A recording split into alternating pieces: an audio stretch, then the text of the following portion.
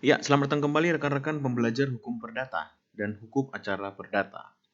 Eh, ini menjadi bahan yang terakhir di kelas perkuliahan kita secara online, karena memang setelah Anda belajar soal eh, minggu lalu Anda belajar soal bagaimana membuat gugatan, bagaimana pemeriksaan di persidangan, bagaimana soal upaya perdamaian, bagaimana jika ada putusan sepihak, ya.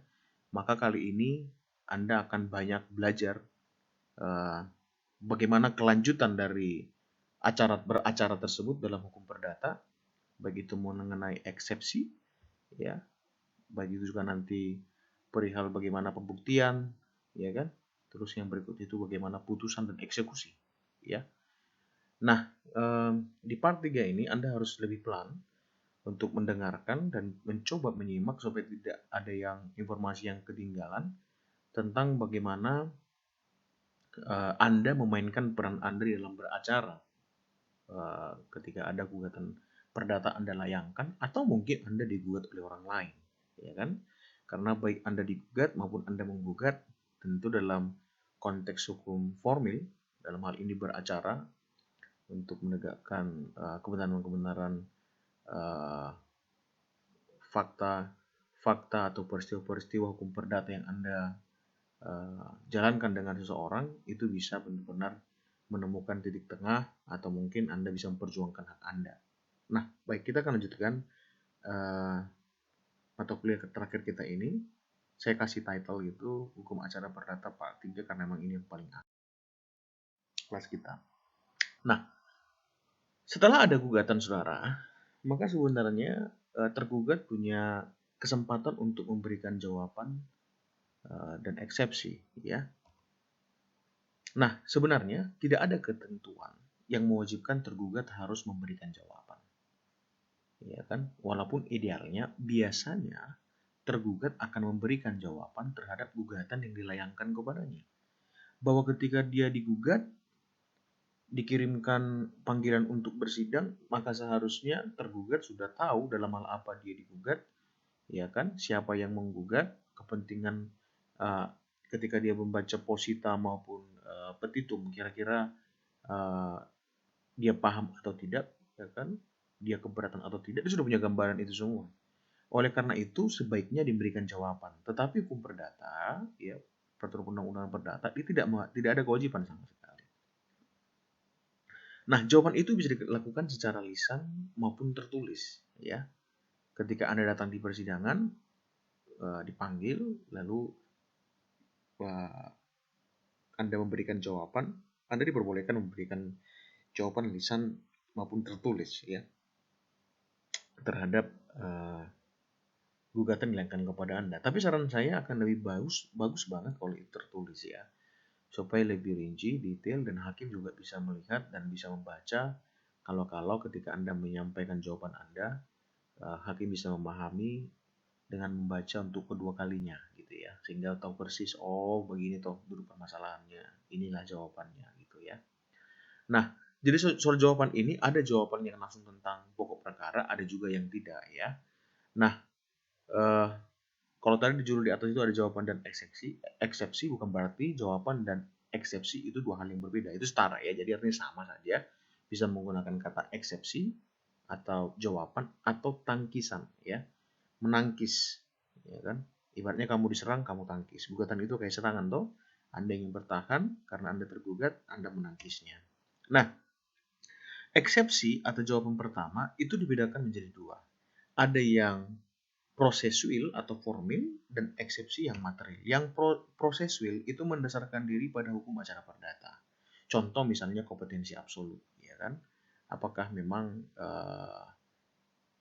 kompetensi dari sebuah pengadilan untuk kasus tersebut cocok atau tidak? Nggak mungkin kan gugatan perdata diajukan ke pengadilan militer, ya. Relatif, ini soal tempat. Contohnya kamu orang Lamongan digugat di Surabaya, ya kan? Anda bisa menangkisnya karena itu soal bicara kompetensi relatif. Atau adanya nebis in idem.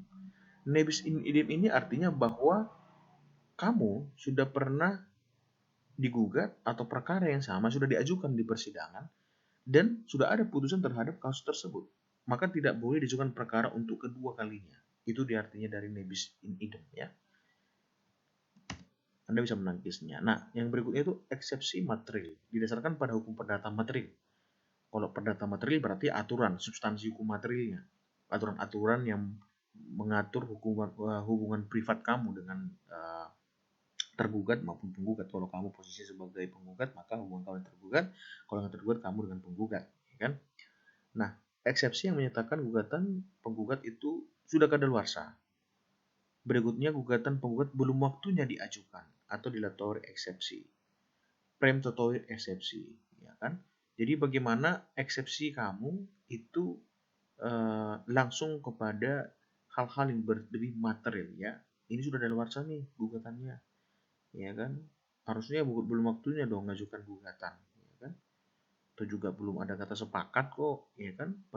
Perjanjian ini belum rekam perikatan. Kenapa? Karena kita belum ada kesepakatan. Objeknya juga belum jelas gitu misalnya ya.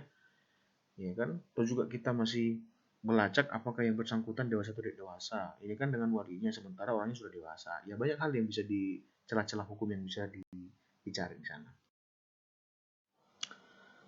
Ya kan? Terus yang berikutnya itu jawaban tergugat yang langsung pada pokok perkara, yang tadi kan tidak langsung pada pokok perkara ya, dia belum masuk kepada inti, belum masuk kepada posita maupun petitumnya, yaitu adanya pengakuan. Pengakuan itu artinya iya, oke, saya memang salah dan segala macamnya gitu ya, bisa menjawab seperti itu, atau mungkin apa namanya itu yang mengakui bahwa memang ada hubungan relasi secara hukum perdata dengan yang bersangkutan. Oke, saya memang ada kesalahan gitu kan. Atau sebaliknya membantah ya. Membantah, enggak kok, saya nggak berasa melakukan hal itu. Saya cuma dituduh itu aja Pak Hakim. Atau yang berikutnya itu kamu reverte. Reverte itu apa? Kamu langsung percayakan kepada hakim. Ya udahlah Pak Hakim, saya nggak mau ribet, saya sudah percayakan sama hakim aja lah memutuskan gitu ya. Pokoknya saya sudah memberikan jawaban sebenarnya seperti ini. Saya memang tidak sanggup membayar utang. Saya lagi valid, usaha saya lagi hancur-hancuran. Saya bukan berniat itu tidak membayar atau tidak memenuhi prestasi saya. Saya ingin membayar semua utang saya, tapi memang saya tidak mampu membayarnya. Dan saya butuh waktu 6 bulan untuk menyelesaikannya. Misalnya seperti itu ya. Itu bisa dijelaskan kepada. Nah, yang berikutnya ada gugatan rekonvensi atau gugatan balik ya. Ini tergugat menggugat kembali ya. Itu diatur di dalam 157, 158 RBG dan 132 HI HER ya, A dan B ya. Nah, jika dalam tingkat pertama tidak diajukan gugatan balik atau rekonvensi, maka hal itu tidak dimungkinkan dalam banding. Nah, ini penting banget Anda pahami. Anda sebagai tergugat tidak boleh menggugat balik lawan Anda di level banding atau pengadilan tinggi. Maka kalau kamu betul dari niat ingin menggugat balik, mulai dari pengadilan negeri tingkat pertama, ya. Jangan sampai apa namanya itu, kamu baru sadar, iya benar, saya harus gugat balik dia. Nanti dibandingkan saya gugat, nggak boleh. Ya. Cacat secara formal itu nanti. Nah, berikutnya tergugat berwenang untuk mengajukan gugatan balik dengan segala hal. Bisa menggugat balik dalam semua hal yang berhubungan dengan relasimu dengan penggugat. Kecuali yang pertama, bila penggugat dan konvensi bertindak dalam suatu kedudukan. Ya kan? Jadi penggugat dalam konvensi bertindak dalam suatu kedudukan, sedangkan gugatan balik mengenai diri pribadinya dan sebaliknya. Ya kan? Terus yang berikutnya itu, bila pengadilan negeri yang menangani gugatan asalnya tidak berwenang mengadili persoalan yang menjadi inti gugatan balik yang bersangkutan. Ya, jadi gugatan asalnya itu tidak berwenang. Ya, bisa menggugat balik tentang perselisihan mengenai pelaksanaan keputusan hakim. Jadi misalnya ada perselisihan terhadap putusan hakim, ya kan, Anda menggugat balik karena kan bisa di apa namanya itu ya, pada awalnya itu ketika misalnya apa namanya, misalnya kamu belum dipanggil patuk gitu misalnya, tapi kan ada di pertemuan kemarin kita udah belajar bahwa ada kalanya kamu itu di apa namanya itu diputuskan kalau kamu misalnya tergugat, lalu hakim bisa putuskan tanpa kamu ada ya. Kalau kamu sudah dipanggil secara patut, bilang saja misalnya, loh kayaknya itu nggak benar urusan hakim karena saya tidak merasa dipanggil. Oke, surat itu sampai ke rumah saya baru tahu kalau ternyata suratnya itu tidak disampaikan, atau bilang saja lah tidak sampai ke tangan kamu gitu kan, karena saya berdomisili dan suratnya bahkan mungkin kamu nggak dapat suratnya gitu ya. Anda boleh memberikan alasan apapun untuk kamu merasa kamu tidak kamu berselisih terhadap pelaksanaan keputusan hakim, kira-kira begitu ya, kamu merekonvensi dan gitu. Atau mungkin yang pertama tadi tuh ya, bila penggugat dalam konvensi bertindak dalam suatu kedudukan, ya kan, dalam penggugat konvensi tanya kopenan ya, dalam perjanjian itu dalam suatu kedudukan, sedangkan gugatan balik mengenai diri pribadinya dan sebaliknya. Jadi bisa jadi yang kamu gugat balik itu akhirnya kamu menyadari misalnya, oh ya, kamu misalnya itu sebenarnya melihat bahwa ternyata penggugat ada celah ya, ada celah ternyata dia ini tidak dewasa secara hukum misalnya gitu ya. Jadi kamu bisa melakukan gugatan balik sebenarnya gitu ya.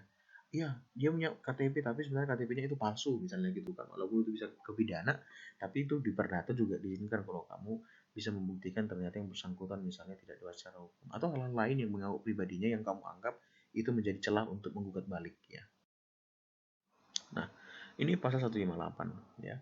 RPG menentukan tergugat dalam gugatan asal wajib mengajukan gugatan baliknya bersama-sama dengan jawaban tertulis dan lisan ya. Jadi tergugat dalam gugatan asal itu wajib mengajukan gugatan rekonvensinya bersama-sama dengan jawabannya yang tertulis dan tulisan. Peraturan-peraturan dalam bab ini berlaku untuk gugatan balik. Ini isi aja ya. Kedua perkara diperiksa bersama-sama dan diputus dengan satu keputusan, kecuali bila hakim memandang perlu untuk memutus perkara yang satu lebih dahulu daripada yang lain dengan ketentuan bahwa gugatan asal dan gugatan balik yang belum diputus harus diselesaikan oleh hakim yang sama. Jadi gugatan asal itu gugatan yang pertama sekali diajukan oleh penggugat. Kalau gugatan balik itu ya ada konvensi gugatan yang tumbuh kemudian kan. Gugatan yang kedua ibaratnya tapi dari pihak tergugatnya. Diperbolehkan memeriksa tingkat banding bila tuntutan dalam gugatan ya kan asal ditambah dengan nilai gugatan balik melebihi wewenang hakim untuk memutuskan dalam tingkat akhir.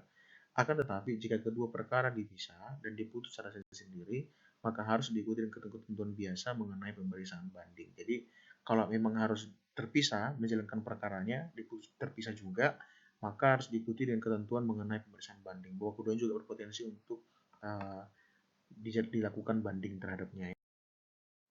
Nah, adapun manfaat dari gugatan balasan atau gugatan rekonvensi itu adalah seperti ini. Yang pertama dapat menghemat biaya perkara karena boleh sekali jalan bila bisa jadi bisa diputuskan sama-sama kan? Kan ada kemungkinan dua kan, gugatan asal dengan gugatan baliknya betul-betul bisa sejalan, bisa sekaligus jalan perkaranya karena misalnya pokoknya sama, ya kan?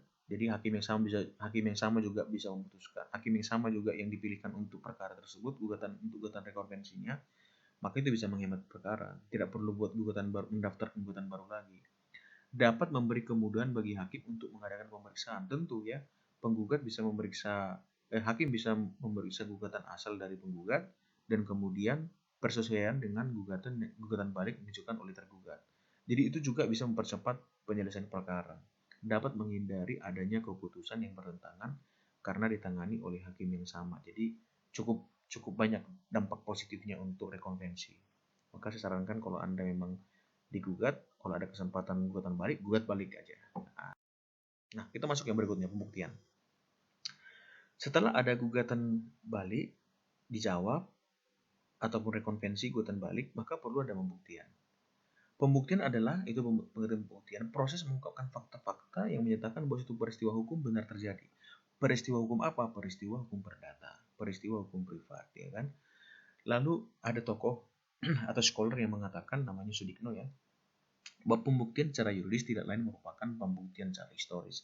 Pembuktian bersifat historis mencoba menetapkan apa yang telah terjadi secara konkret. Sebenarnya apa sih yang terjadi dengan konkret? Membuktikan pada hakikatnya berarti mengapa peristiwa-peristiwa tertentu dianggap benar. Maka yang diperiksa itu adalah proses berjalannya sebuah hubungan perdata yang tercantum di dalam positanya, itu akan ditelaah oleh hakim, akan memeriksanya, membuktikan apakah memang betul. Misalnya kalau ada perjanjian tanggal berapa, mana perjanjiannya, ya kan? Kalau yang berikutnya oke dewasa hukum, mana buktinya ada KTP-nya. Itu sedemikian rupa diperiksa ya, untuk memenuhi syarat-syarat material atau mencari kebenaran material yang perdata. Kebenaran yang dicari dan diwujudkan hakim cukup kebenaran formil, ya. Kebenaran formil yang dimasukkan di sini seperti di awal kita bicara asas hukum perdata, dia hanya memeriksa secara prosedural saja, ya kan? Arti kebenaran materi yang saya sampaikan tadi itu adalah bagaimana melihat persesuaian yang ada pada relasi hukum perdata yang mereka miliki, itu memiliki dalil-dalil hukum perdata, ya kan? Tetapi dalam konteks acara perdata, ingat hakim itu sifatnya pasif. Dia tidak aktif seperti di hukum pidana dan hukum yang lainnya. Justru dia memeriksa apa yang diusulkan kepadanya. Dan dia tidak bisa memutuskan sesuatu di luar apa yang digugat oleh penggugat. Nah, pembuktian, kewajiban membuktikan dan beban pembuktian diatur dalam pasal itu ya. Jadi untuk pembuktian siapa yang wajib membuktikan dan beban pembuktian kepada tentu yang menggugat adalah yang membuktikan kan gitu kan. Kalau dia ingin menggugat harusnya dia sudah punya alat bukti. Tapi kalau misalnya ada perlawanan eksepsi maka kesempatan tergugat untuk membuktikan juga ya. Dua-dua punya kesempatan yang sama. Barang siapa beranggapan mempunyai suatu hak untuk menguatkan haknya untuk menyangkal seorang lain harus membuktikan hak dan keadaan itu ya. Barang siapa mengaku mempunyai suatu hak atau menyebut suatu kejadian perbuatan dan merupakan hak itu atau untuk membantah orang lain maka ia membuktikan adanya kejadian itu. Jadi yang sedang dipertahankan adalah haknya. Jadi kalau hak kamu terganggu, hak kamu ternodai, hak kamu ingin terancam, maka kamu berhak untuk mempertahankan hak kamu menurut arti pembuktian ini.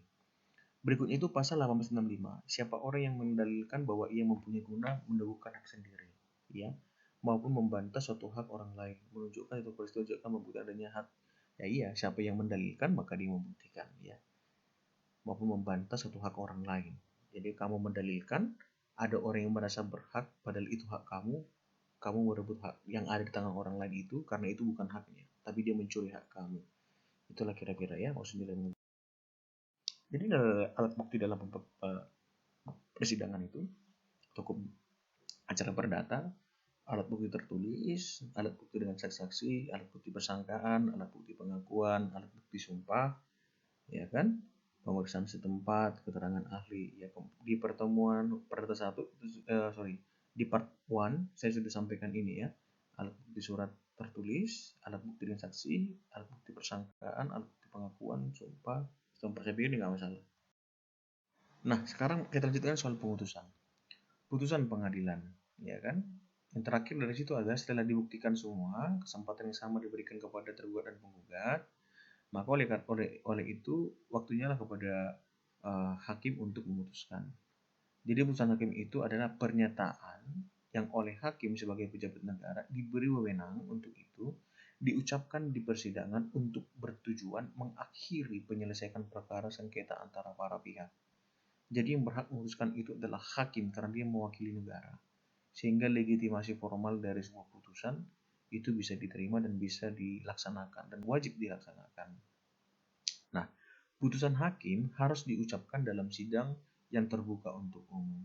Putusan hakim diucapkan itu haruslah sama dengan dituangkan dalam bentuk tertulis yang merupakan akta otentik. Jadi putusan hakim yang dilisankan itu harus tertulis, ditandatangani dan itu merupakan akta otentik karena itu merupakan menjadi surat keputusan ya ketua pengadilan negeri di mana gugatan itu. Nah, ini beberapa jenis putusan ketika gugatan perdata dilayangkan ya. Yang pertama namanya putusan deklaratoir. Ya, bisa dibaca di sana ya. Jadi putusan yang diktum atau amarnya ya dalam amar putusannya menyatakan yang pertama mengabulkan gugatan penggugat, menyatakan suatu keadaan sebagai suatu keadaan yang sah, ya kan? Contohnya menyatakan tanah sengketa adalah sah milik penggugat. Itulah namanya putusan deklaratoir. Jadi kata kuncinya adalah deklarasi, mendeklar dalam amar putusannya bahwa memang betul ini adalah hak dari penggugat, ya kan? Yang berikutnya adalah putusan konstitutif, putusan yang diktum atau amarnya meniadakan keadaan hukum atau menciptakan suatu keadaan hukum yang baru, ya kan? Jadi putusan konstitutif ini adalah putusan yang langsung memberikan status hukum, kira-kira begitu ya, secara konstitutif. Contoh, perkawinan antara penggugat dan tergugat putus, ya kan?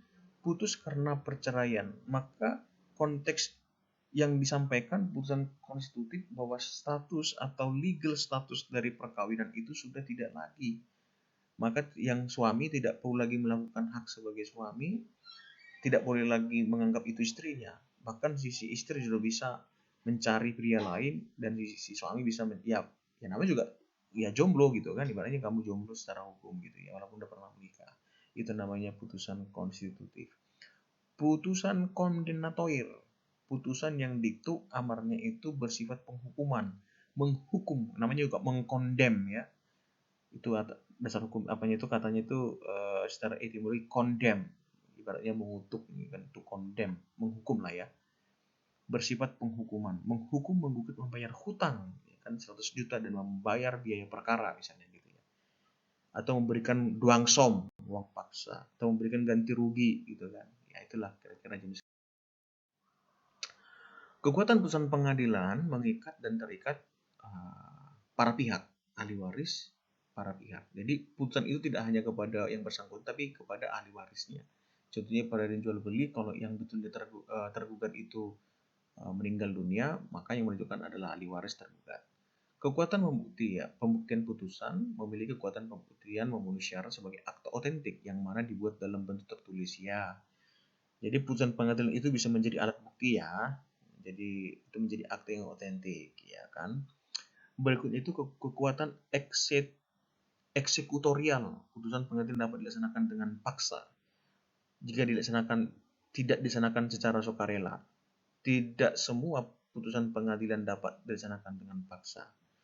Putusan pengadilan yang dapat dilaksanakan paksa itu adalah hanya putusan pengadilan yang bersifat kondemnatoir, sifatnya menghukum, itu yang dipaksakan ya. Jadi kalau misalnya dianjurkan berdamai, kalau misalnya nggak berdamai ya gimana, ya kan? Tapi putusan yang betul-betul bisa dipaksakan harus dilakukan itu adalah kondemnatoir, ya. Yang sifatnya penghukuman, uang ganti rugi misalnya, membayar hutang, membayar perkara dan segala macam itu wajib dilakukan. Nah, ada dua upaya hukum ketika sudah ada putusan dari perkara yang kita lakukan, yang kita sedang jalani. Yang pertama namanya hukum biasa, dan luar hukum biasa tentu itu ada namanya perset atau perlawanan, ya kan? Perset upaya hukum terhadap putusan perstek ya. Jadi perset itu adalah dasar disediakannya bagi tergugat yang berkeberatan atas putusan perstek, ya kan? Bagi penggugat yang dikalahkan atau berkeberatan atas putusan perstek tidak dapat mengajukan perset tetapi banding. Ya, jadi upaya hukum biasa yang perset ini, kalau Anda masih ingat bagaimana hakim bisa memutuskan sesuatu tanpa hadirnya tergugat terhadap gugatan penggugat, itu namanya putusan perstek ya.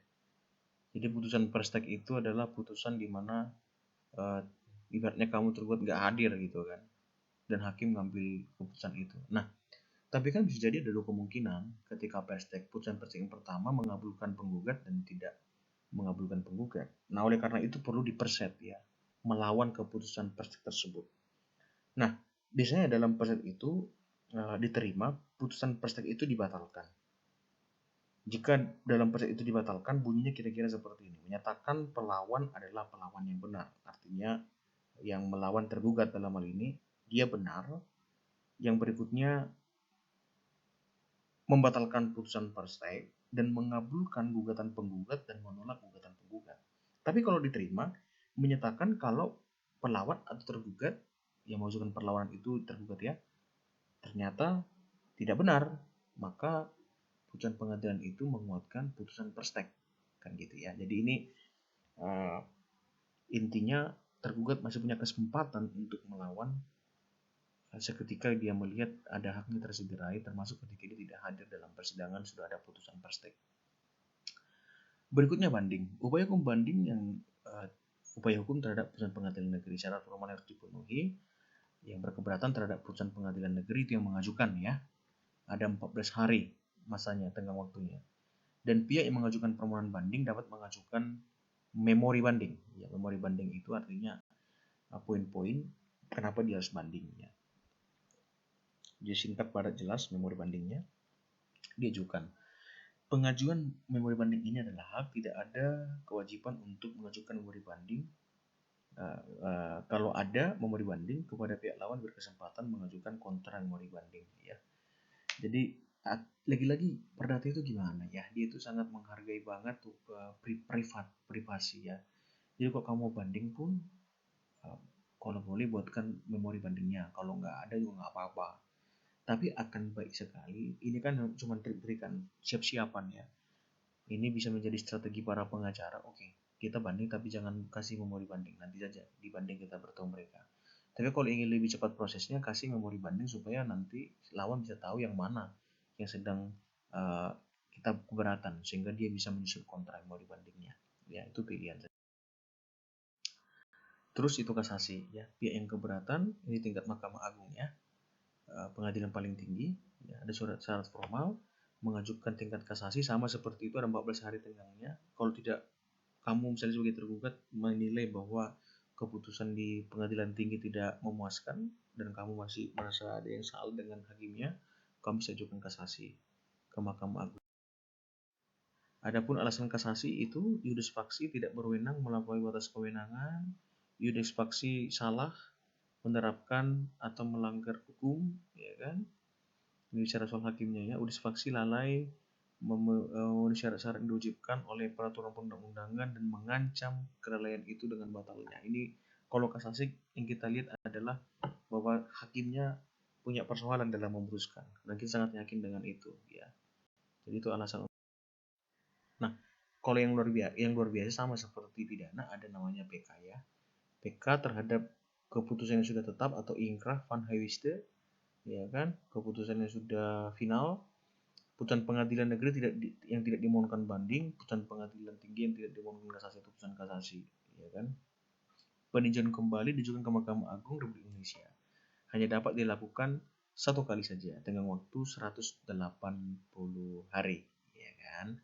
Jadi peninjauan kembali itu hanya kepada putusan pengadilan yang telah berkekuatan hukum tetap, ya kan, di mana tidak ada dimohonkan banding dan kasasi. Jadi kalau kamu ada banding, ada kasasi, nggak akan diperiksa di PK lagi gitu ya.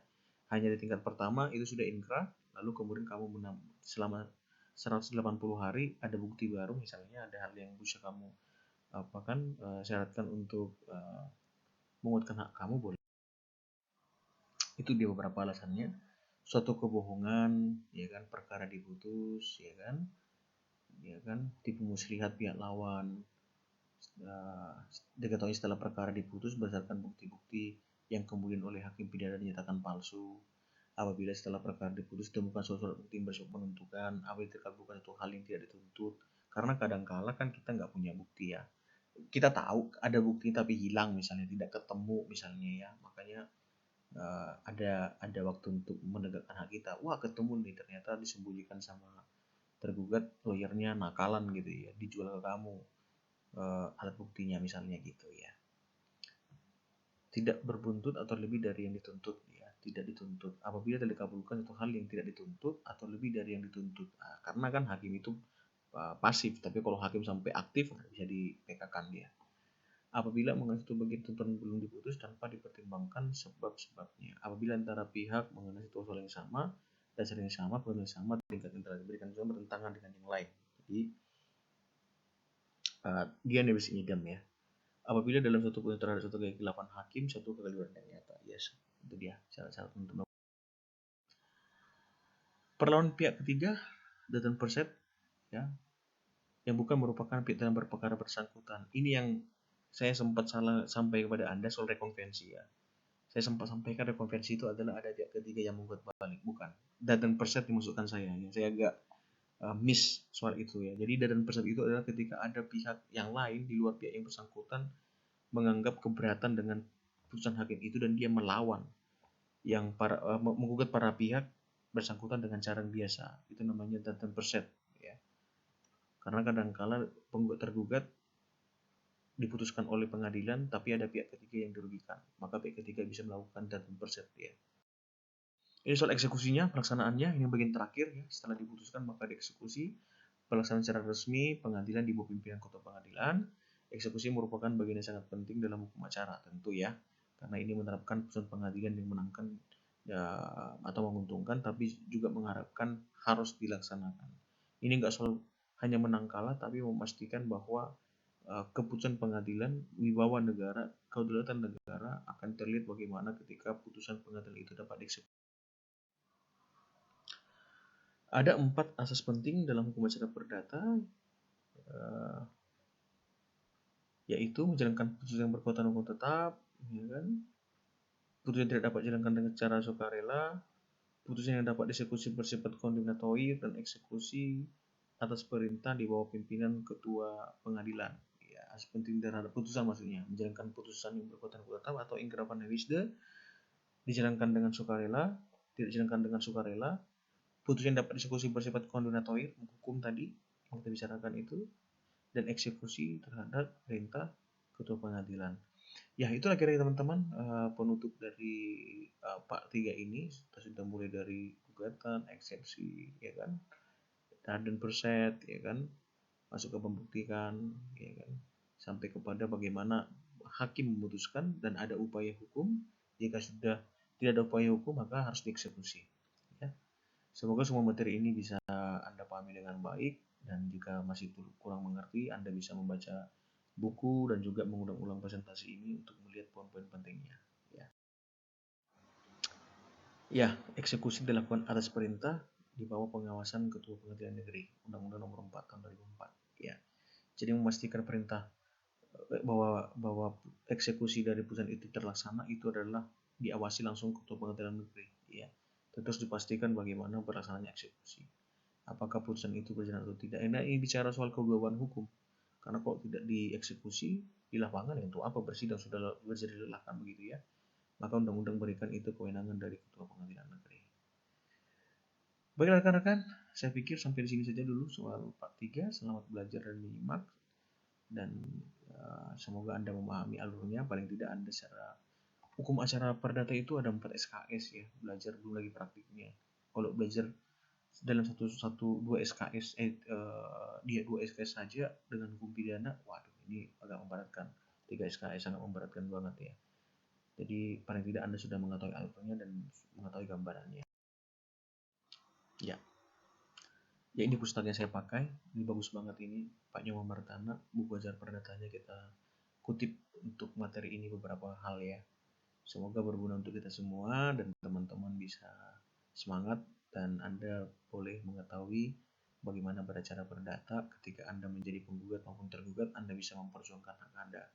Sekian saudara, kiranya ilmu ini jadi berkah bagi Anda dan Anda bisa sehat walafiat, menjadi orang-orang yang berguna bagi bangsa ini, orang-orang yang berilmu, yang bisa memperjuangkan haknya di depan hukum kita, karena kita adalah negara hukum. Maka equality before the law Anda manfaatkan untuk menyatakan kebenaran. Sekian dan terima kasih. Salam pembelajar hukum perdata.